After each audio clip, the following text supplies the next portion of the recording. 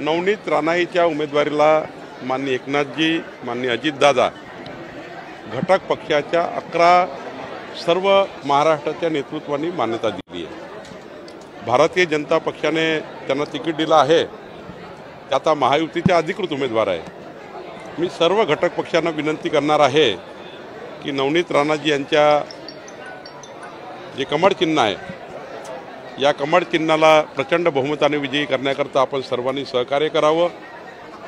शेवटी महायुती ही मजबूतीची आहे, या महायुतीला कुठेही गालबोट लागणार नाही।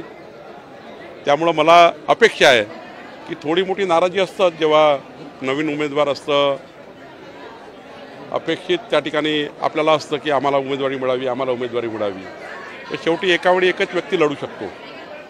त्यामुळे मला वाटतं की सर्वांचं समर्थन मिळेल। भारतीय जनता पक्षाचा एकही कार्यकर्ता नवनीत राणाईच्या उमेदवारीशी नाराज नाही, कारण भाजपा कार्यकर्त्यांनी मोदीजींच्या गॅरंटीवर विकसित भारताचा संकल्पाला साथ देण्याचा निर्णय केला आहे आणि भारतीय जनता पार्टीचा कार्यकर्ता समर्पित आहे।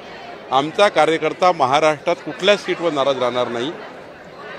काही थोडी मोठी नाराजी त्या विधानसभेत त्या लोकसभेत असतं, पण एकदा पक्षाचा निर्णय झाला, भाजपाचा कुठलाही कार्यकर्ता हा पक्षविरोधी विषयामध्ये जात नाही। लवकरच महायुतीचे उमेदवार जाहीर होणार आहे।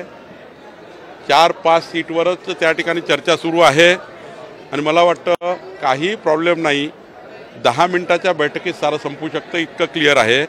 पण आमची चर्चा करून कुठली गोष्ट करायची हा निर्णय झाला आहे।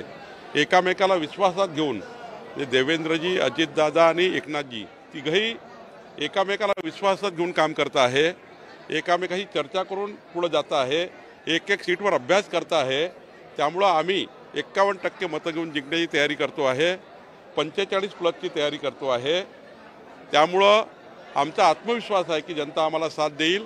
आम्हाला घमंड नाही आहे, पण जनतेवर विश्वास आहे, मोदींची गॅरंटी आहे, विकसित भारताचा संकल्प आहे, त्यामुळे आम्हाला मतदान होईल।